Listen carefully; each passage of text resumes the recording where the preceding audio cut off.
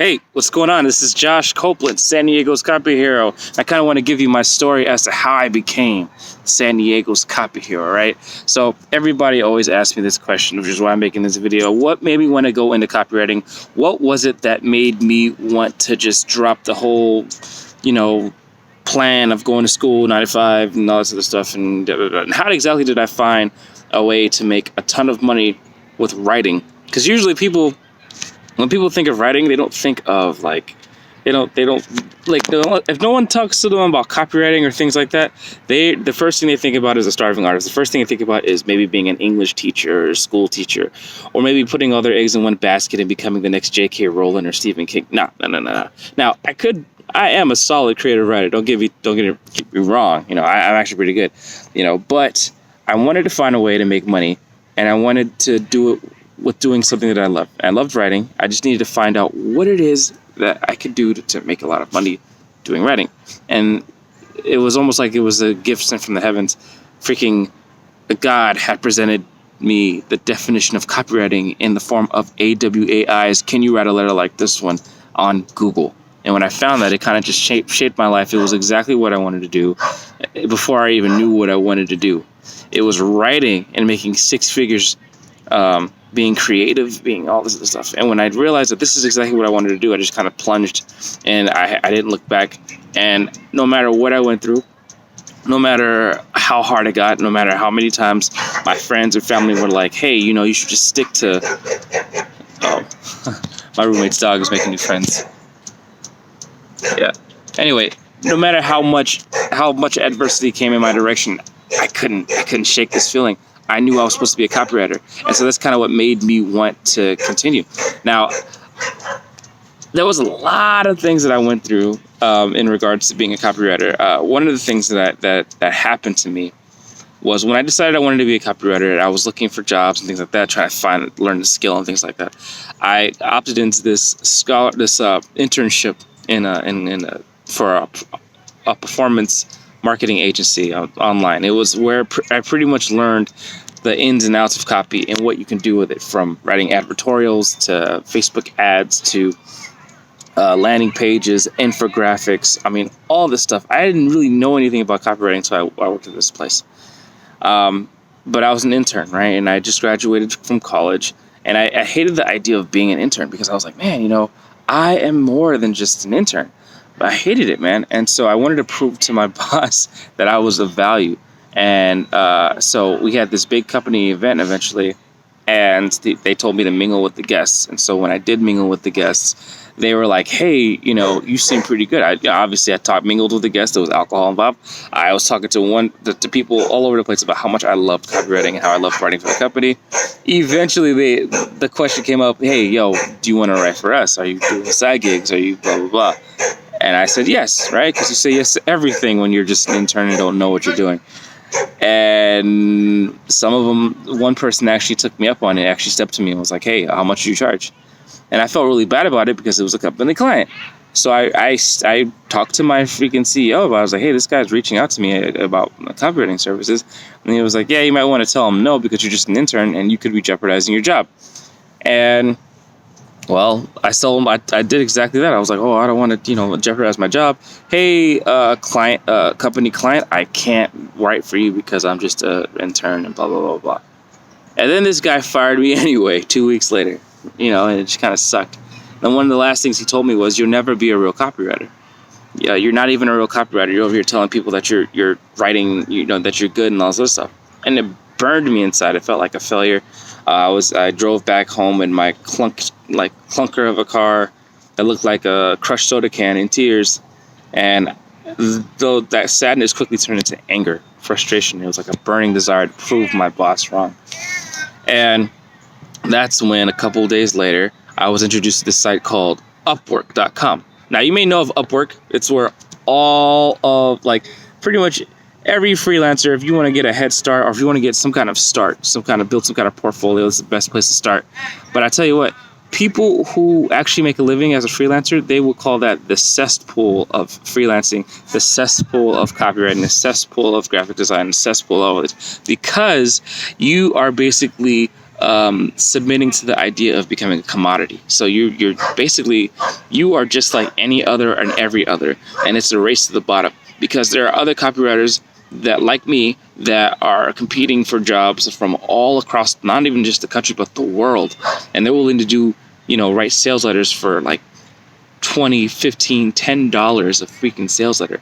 We're talking about $4 an hour here, $3 an hour, $2. Like, they're willing to write for that low, and clients are willing to pay that. They're looking at you like, okay, you're charging $25 an hour, which, by the way, on Upwork is not a lot of money. It's like pennies, because you're not considering all the other things. I was thinking I still had the job mentality, so I'm still thinking like, oh, like I still have to write, I still have to think about, wages and all this and taxes. And no, you don't have to think about that at all. In fact, you think like pretty much net or gross. Sometimes I get those things confused. The whole entire thing before they take out taxes, whatever that is, net, gross, I forgot. I think that's gross, net. I don't know. You guys tell me in the comments. But anyway, you're writing for this much money compared to what everybody else is writing. Freelance copywriters who are not on Upwork can charge way more, and they can get more done. What clients fail to realize is that, yeah, you may get some copy done for a whack price, for a freaking low price, but with the price comes the quality, and the lower the price is, probably the lower the quality is. So at the time, right, now I'm kind of just, that was a super duper tangent, but during this time, but before I was fired, I had met this guy. His name was Miles Beckler. And he was actually the one that referred me to Upwork. He was like, hey, dude, you should probably try Upwork. And I'll tell you what, I'll give you a head start. I'll give you an assignment, I'll give you a project, and you do it, and I'll give you 5 stars, and then that'll give you the head start. When people see you have 5 stars, that's all you need, right? So he gave me a shot. And I wanted to write copy for him, but I just didn't have the skill at the time. About a year or so, maybe 2 years later, at that point, I had discovered Jason Capital. I had been doing all sorts of stuff, and I had been, I've written and gave people all sorts of results, and I got 5-star reviews. I was top rated in less than 7 months on Upwork, and I was charging good prices then. I was making good money back then. Well, this guy Miles, you can find him on YouTube, Miles Beckler. While I was over here going through the trenches, he was getting scammed by these so-called copywriters in these Facebook groups that sell a good game, but when it's finally time to put to the test, they got nothing. They are pretty much whack when it comes to copy. And one guy scammed him like $12,000 for a sales letter that didn't convert, that sucked. And then he ran away with the money, right? So at this time, like, I had been keeping up in touch with Miles, and, seeing how he's doing and showing my progress and things like that. Well, one day he reached out to me and he's like, hey, dude, like, do you think you could just like write me a sales letter draft, right? I was like, yeah, I could write you a sales letter draft. And I was like, I charged him like a smaller price. Like, I'm not trying to pay no $10,000, $12,000 for a sales letter no more. I'm over it. I said, okay, well, I'll charge you like, I don't know, at the time I charged him like maybe $1,000. And he was like, dude, let's do it. And I wrote him the sickest sales letter I could think of, because 1, I knew his voice, 2, I knew what he was trying to sell, and 3, I knew what he was all about because I knew him personally. And he got it, and he was like, this is amazing. And then he turned it around, and he tweaked it a little bit with his wife, because his wife is a marketer, amazing marketer too. And they went ahead and they launched it the first day. It made 10 G's, $10,000, right? And it was like amazing. It was like, holy crap, dude! Like, that's some serious results, right? I never thought I could make somebody that much money, and so I felt so good. I felt so proud of myself because I freaking did it. I made somebody value. Not only that, but that sales letter ended up generating that offer of his was like a 15 to 17K a month of revenue stream. And it started from that sales letter. He had been doing content for a while. He had followers and things like that. They were just dying for him to put out a product. So honestly, it probably wouldn't have mattered. But because the copy was so good, because the copy was so strong, and because I freaking put my freaking foot in it, he was able to get massive results. Another situation happened. I had another guy.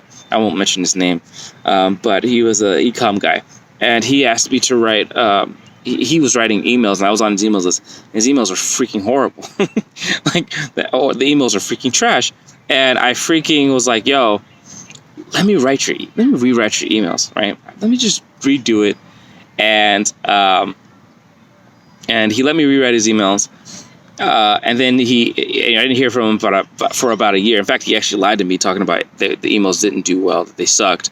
But the truth is, he finally confessed to me about a year or two later, is a year later, that the email generated him $20,000 in revenue. So I was like, wow, I can't believe that. I can't believe I was able to actually do that for somebody else. I mean, I decided not to work with him anymore because, you're not going to lie to me and expect me to continue to work with you. That would suck. No one takes advantage of me. Why would you do that? But anyway, I started noticing a pattern. I started noticing that people would come to me with the copy that they've already written or copy that someone else have already written, and they would be trash. And then I'd take them and I would switch them up. I would put my spin on it, my touch on it, and it would end up converting. Now, obviously, that's what a copywriter is supposed to do. You're supposed to take somebody, take copy, revamp it, and it's supposed to be good. But it was almost as if I was saving people's copy. It was almost as if I was saving people's marketing promotions and campaigns. I felt like a superhero, really, because, clients would come to me. They would give me their damsel in distress copy, and I would save it, and they would make tons of money, and then turn around and be like, "Dude, you saved my copy." So I was like, man, that kind of makes you feel like a copy hero, Now, on top of that, I'm an Avenger fan. I'm a DC Marvel fan. I can't choose between the two because they're both awesome. But anyway, that's where the idea San Diego copywriter, and I'm from San Diego, right? So the idea San Diego copy hero, that's what inspired me. That's what inspired me to become a copywriter. So here I am today, living the laptop lifestyle, not having to work a job, not having to work anything. And, I've had the honor to write for people like Jason Capital, and I've worked with people like Ryan McGrath, the head chief of Agora Financial. I got certified by Agora Financial, and they have the best copywriters in the whole entire world. And I'm certified by them. I've generated tons of money for clients, and I've helped out my family and friends whenever they needed me most. I'm living the life that I want to live, and I got to say it's because of copywriting. And yeah, that's what made me want to drop out of this life where you're supposed to have a 9-to-5 and you're supposed to be this freaking victim and this and that. Nah, man, you control your life. You take control of your life. You are the one that controls your life. And that's how it's going to be for me. That's how I think it should be for you too.